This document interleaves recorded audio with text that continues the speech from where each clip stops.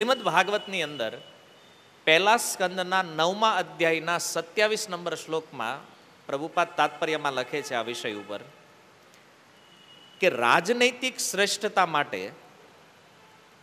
રાજધર્મ એક મહાન વિજ્ઞાન છે. મતલબ આ દેશમાં કોઈને સારો રાજા બનાવવો હોય તો એના માટે રાજધર્મ એક સાયન્સ છે.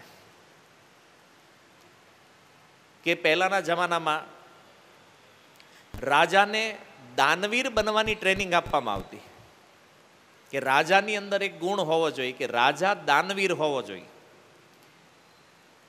એવો નહીં કે બસ ખાલી લોકો પાસેથી ટેક્સ ઉઘરાવે, ભેગું કરે અને પ્રજાને કાંઈ આપે નહીં. આ રાજાનું લક્ષણ નથી. તમે રાજાના લક્ષણોમાં જુઓ કે રાજા દાનવીર હોવો જોઈએ કે પ્રજા પાસેથી ટેક્સ લે છે તો એ ટેક્સનો ઉપયોગ પ્રજાના કલ્યાણ માટે કરે. આ એક લક્ષણ છે. એને યજ્ઞની શિક્ષા આપવામાં આવતી કે ભાઈ તમે રાજા છો તો તમારે યજ્ઞ કરવા જોઈએ. શા માટે?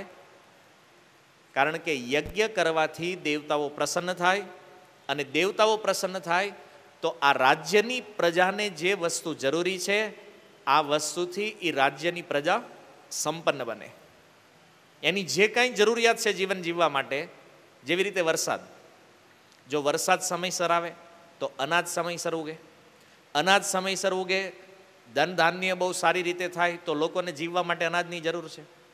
પશુ પક્ષીઓ માટે ચારો મળી રહે, પશુ પક્ષીઓ છે તો પશુઓ ગાય ભેંસ એનાથી દૂધ પ્રાપ્ત થાય અને લોકો એક સંપન્ન જીવન જીવી શકે. યજ્ઞ માટેની જે સામગ્રીઓ છે એ પણ પ્રાપ્ત થાય. તો એક આખું સહજીવન બનેલું હતું. માની લો કોઈ રાજા પ્રશ્ન કરે કે ભાઈ અમારે યજ્ઞ શું કામ કરવાના? કારણ કે તમે રાજા છો અને પ્રજાને સુખી રાખવી એ તમારું કર્તવ્ય છે. આ ટ્રેનિંગ હતી રાજાને કે એટલે તમારે યજ્ઞ કરવા જોઈએ. અને એ રાજાનું કર્તવ્ય હતું કે એના રાજ્યમાં રહેવાવાળી જે પ્રજા છે એની મુક્તિ સુનિશ્ચિત કરે. કે મારા રાજ્યમાં રહેવાવાળા જે લોકો છે એ ભોગ પ્રવૃત્તિમાં ન જાય અને મુક્તિ તરફ આગળ વધે. તો આ બધી ટ્રેનિંગ હતી રાજાની. પ્રજાની મુક્તિ થાય એ રાજાનું કર્તવ્ય હતું. આજના સમયમાં કોઈ રાજા વિચાર કરે છે પ્રજા મુક્ત થાય? એ ચાહે છે કે બધા જ અહીંયા હલવાઈ જાય અને અમારું કામ હાલતું રહે. આજે આ ટ્રેનિંગ નથી. આજે કોઈ પણને શાસનનો અધિકાર શેનાથી મળે છે? વોટથી. તમે મત આપો, કોઈ એક વ્યક્તિનો ચુનાવ કરો અને એને શાસનનો અધિકાર આપો છો. પણ એ જે શાસન અધિકાર પ્રાપ્ત કરે છે એની પાસે ટ્રેનિંગ છે શાસન કરવાની? એની પાસે કોઈ પ્રશિક્ષણ છે પ્રજાનું પાલન કેવી રીતે કરવાનું? નથી.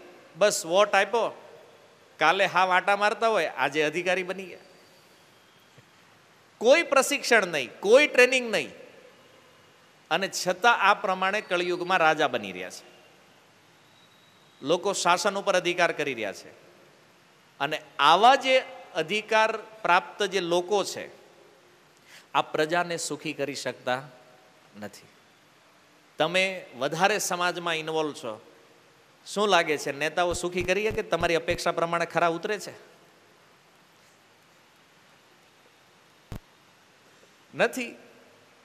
જે કહે છે એમાંથી લગભગ કાંઈ થતું નથી અને પ્રજા વધારે દુઃખી થઈ રહી છે. અને આ જે પ્રશિક્ષણ વગરના જે રાજાઓ છે એ જ આગળ જતા ચોર લૂંટારા બને છે. આજની ભાષામાં કહીએ તો સ્કેમ કરે છે. આજ વ્યક્તિઓ કેમ?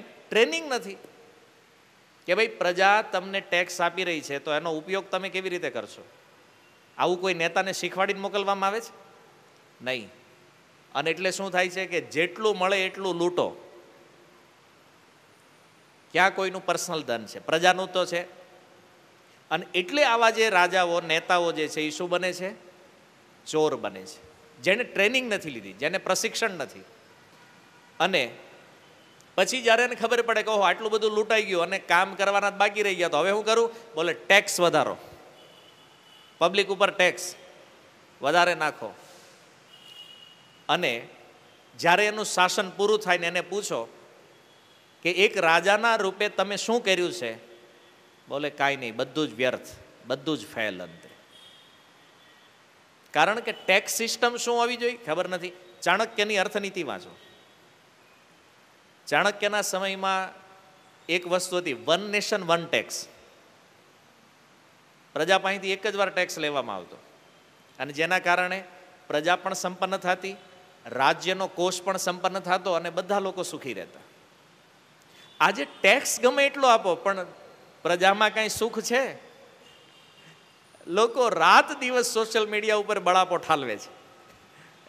આ નથી થયું, ઓલું નથી થયું, આ નથી કરતા, ને અમારા વિસ્તારમાં આ નથી, તે નથી. ને આજે ટેક્સ આપીએ છીએ, ઇન્કમ ટેક્સ છે, જીએસટી છે, ટીડીએસ છે, વેટ છે ને, આ બધા અલગ અલગ પ્રકારના ટેક્સ. આટલા ટેક્સ હોવા છતાં પ્રજામાં સંતુષ્ટિ નથી, કારણ કે રાજાને ટ્રેનિંગ નથી ટેક્સ કેવી રીતે લેવો જોઈએ અને એનો ઉપયોગ કેવી રીતે કરવો જોઈએ. તો ગુણવાન શાસક કોને કહેવાય? જે પુણ્યાત્મા છે, ધર્માત્મા છે, શૌર્યવાન છે, દાનવીર હોય. આવા જે રાજા હોય ને, તો યથા રાજા તથા પ્રજા. જો રાજા સારો છે તો એની પ્રજા સારી જ હોય. આજે એમ કે ભાઈ લોકો આજે બધા બહુ ચીટર બનતા જાય છે, એનો મતલબ રાજા એવા હશે ભાઈ, કારણ કે યથા રાજા તથા પ્રજા આ જ શાસ્ત્રોની ઉક્તિ છે.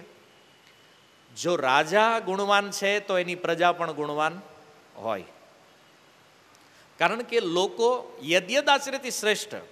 લોકો રાજાનું તો અનુસરણ કરવાના છે, રાજાને જ અનુસરવાના છે. અને રાજા ક્યારેય અહિંસાના નામે અપરાધી ઉપર દયા કરે નહીં.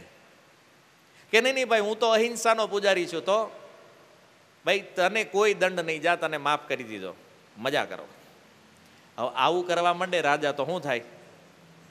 આખી અરાજકતા ફેલાઈ જાય ને રાષ્ટ્રની અંદર. તો ભલે રાજા અહિંસાને ધર્મ માનતા હોય, પણ એની અંદર એટલું શૌર્ય હોવું જોઈએ કે કોઈ વ્યક્તિ અપરાધ કરે છે તો એને દંડ આપી શકે. જો ભગવાન રામ કેટલા સરળ સૌમ્ય, પણ કોઈ અસુર જ્યારે પ્રજાને હેરાન કરે તો ભગવાન ધનુષ ઉઠાવે, પછી ન્યાયી અહિંસાનો પ્રયોગ નહીં કરે, તો એને વધ કરવો જ રહ્યો. એટલે રાજાની અંદર સરળતા હોવાનો અર્થ એ નથી કે એ કોઈને દંડ પણ ન આપી શકે.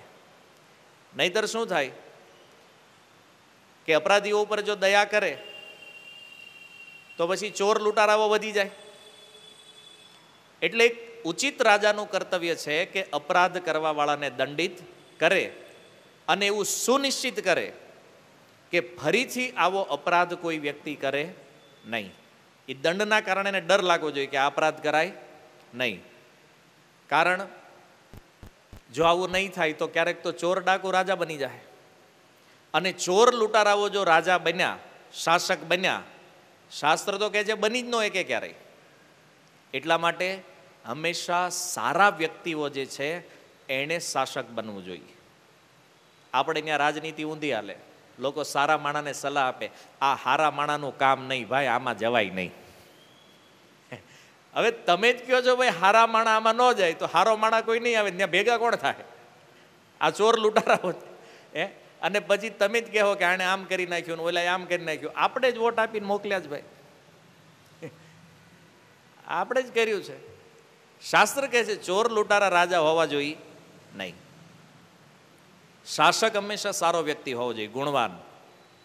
અને અર્જુનને એ ચિંતા છે કે રાજાઓનો કુળ ધર્મ જો નાશ થઈ જાય તો આ અધર્મ જે છે એ રાજાઓમાં પણ પ્રવેશ કરી લેશે, અને પછી ધીરે ધીરે બધે અરાજકતા ફેલાશે. કળિયુગમાં એ જ થયું ને. ભાગવતના દ્વાદશ સ્કંદમાં કળિયુગના પતિત રાજાઓનું વર્ણન શુકદેવ ગોસ્વામીએ કર્યું છે કે આ ધાર્મિક ગુણવાન રાજાઓ હતા, પણ કળિયુગ આવતા આવતા કેવી રીતે એનું પતન થયું, આ બહુ સુંદર વર્ણન શુકદેવજીએ કર્યું છે. તો એ આના કારણે છે કે અધર્મ પ્રવિષ્ટ થયો છે તો અરાજકતા ફેલાશે, અને એ આજે આ વર્તમાન સમયમાં જે જોઈએ છે અહીં સુધી પહોંચ્યું છે. તો રાજાનું કર્તવ્ય છે કે માનવતાની સંચિત શક્તિનો સાચો ઉપયોગ થાય. અને એ શું છે કે મનુષ્ય જીવન જેને મળ્યું છે એ રાજા સુનિશ્ચિત કરે, એવી શિક્ષા આપે કે આ માનવ જીવન પશુ સમાન ભોગ કરવા માટે નથી. આ મનુષ્ય જીવન આત્મ સાક્ષાત્કાર માટે પ્રાપ્ત થયું છે. અને આ ઉદ્દેશ્યને ચરિતાર્થ કરવા માટે શાસન પદ્ધતિ છે આ સંસારમાં. જો પહેલાના સમયમાં કેવું હતું કે રાજા કોઈ મંત્રીનું ચયન કરે ને તો એમને ડાયરેક્ટ નહીં, હાલો તમે એક્ઝામ આપી દો ને પાસ થઈ જાવ એટલે મંત્રી બનાવી દે. પહેલાના સમયમાં એક ઉચિત પદ્ધતિ હતી અને એ રાજા પોતે એને ચેક કરતા કે ભાઈ આનામાં મંત્રી બનવા માટેના લક્ષણો ગુણ છે કે નહીં. કોઈને સેનાપતિ નિયુક્ત કરવો છે તો રાજા પોતે એનું ચયન કરતા કે ભાઈ આ સેનાનું શાસન સંભાળવા માટે યોગ્ય છે કે નહીં. ત્યાં સુધી કે એક સામાન્ય સિપાહીને પણ રાખવું હોય ને તો એના ચયનમાં પણ રાજા ઇન્વોલ્વ રહેતા. એવું નહોતું કે કોઈ પણ વ્યક્તિ આવે ને સૈન્યમાં ભરતી થઈ જાય. જેમ આજે બાલુભાઈ ગમે એ વ્યક્તિ હોય એનામાં સૈનિકના લક્ષણો ક્ષાત્ર ધર્મ છે કે નથી છતાં એને ભરતી કરો. કળિયુગની સિસ્ટમ અલગ છે. જ્યારે એ સમયમાં રાજા પોતે આ ચયન કરી અને વ્યક્તિગત યોગ્યતાના આધાર ઉપર પસંદગી થતી. જે વ્યક્તિ કેપેબલ છે, જે વ્યક્તિમાં એ ક્વોલિટી છે, એને એ પદ આપવામાં આવતું હતું. જ્યારે કળિયુગની અંદર શું છે, કોઈ પણ વ્યક્તિ કોઈ પણ પદ ઉપર જઈ શકે છે અને એના કારણે આ બધી સમસ્યાઓ છે. રાજા ક્યારેય એના રાજ્યમાં જે તપસ્વી લોકો હોય ને એનો ત્યાગ નહોતા કરતા.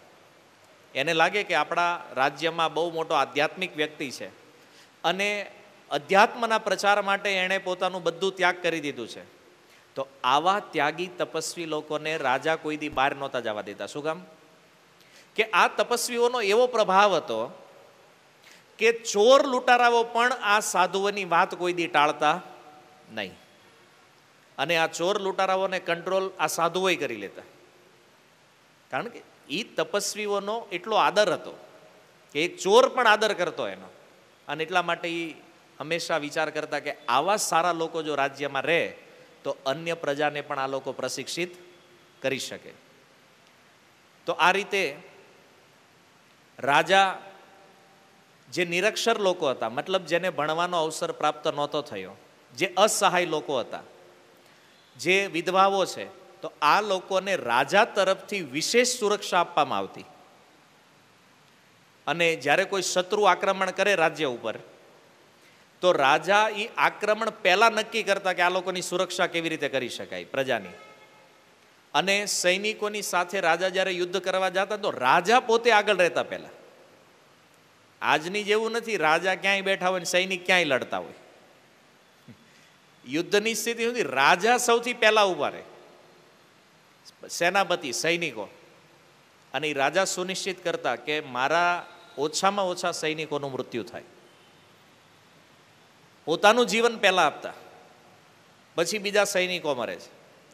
તો આ રીતે આ રાજાના જે લક્ષણો છે આ વાસ્તવમાં રાજધર્મ છે કે જેનો ઉદ્દેશ એક જ હતો, પ્રજાનું સુખ. ટેક્સ પ્રણાલી એટલી સરળ હતી. તમે ચાણક્યના અર્થશાસ્ત્રમાં જુઓ કે ભાઈ તમારી પાસે જે કાંઈ અનાજ ઉત્પન્ન થયું છે એનો ચોથો ભાગ તમારે રાજાને આપી દેવાનો.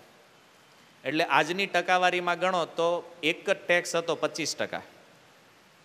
અને એ ચાણક્યનો જે સમય છે એની જીડીપી જોઈ લો તમે, જો તમે જીડીપી સમજતા હોય તો. એક ખ્યાલ આવે કે આ ઇકોનોમી કેવી રીતે કાર્ય કરે છે. તો એવી ટેક્સ પ્રણાલી હતી કે સામાન્યથી સામાન્ય માણસ પણ સમજી લેતા. અને આજે આપણા સીએ ન હોય તો આપણે રિટર્ન ન ભરીએ. કેટલાના જ હાથે રિટર્ન ભરતા આવડે જાય બેઠા, ખબર જ નથી પડતી. આમાં આપણું રિટર્ન જોઈ તોય કન્ફ્યુઝ થઈ જાય આમાં કેટલું વ્હાઇટ છે ને કેટલું એમના માલે એને. તો એટલું અઘરું છે આ સિસ્ટમ. પણ રાજા સુનિશ્ચિત કરતા કે ટેક્સ પદ્ધતિ સરળ હોય, બધા લોકો સમજતા હોય. અને ટેક્સ એટલા માટે હતો કે ભાઈ રાજ્યનો ખજાનો વધે, અને રાજ્યનો ખજાનો વધે તો રાજ્ય સમૃદ્ધ થાય. પણ પ્રજાને ક્યારેય લૂંટતા નહીં. પ્રજાને લૂંટવાનો કોઈ ઈરાદો નહોતો આ રાજાઓનો. અર્જુનનો ભય એ છે કે જો આ અધર્મ પ્રવિષ્ટ થશે રાજાઓમાં તો આ બધું નાશ થઈ જાય. અને આમાં છેલ્લે ભોગવવાનું પ્રજાને છે. પીડિત કોણ થાય? સારો રાજા નહીં હોય તો પ્રજા પીડિત થશે. એટલે આ ધર્મનું રક્ષણ થવું બહુ જરૂરી છે.